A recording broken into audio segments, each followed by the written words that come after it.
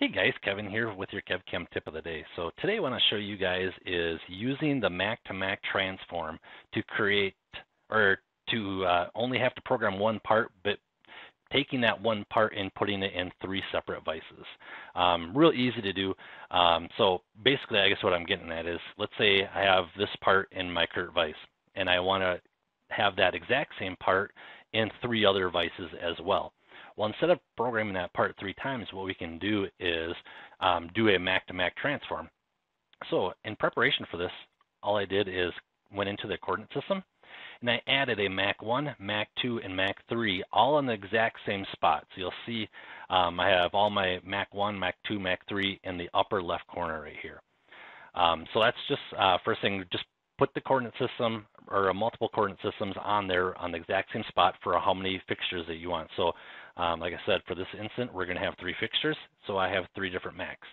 So now all I have to do is come over here and highlight everything in here and right click and do transform, and we will click on the Chord Assist button, and I want to include the original operation, Mac 2 and Mac 3.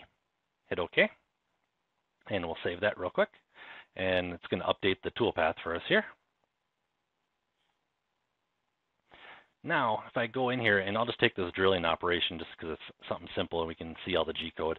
If I go to G-code this out, what it's going to do is it's going to replicate that drill pattern across 3 different work offsets for you. So if we're looking at this, we are using G54 for the first vise, G55 for the second vise here, and G56 for our third vise.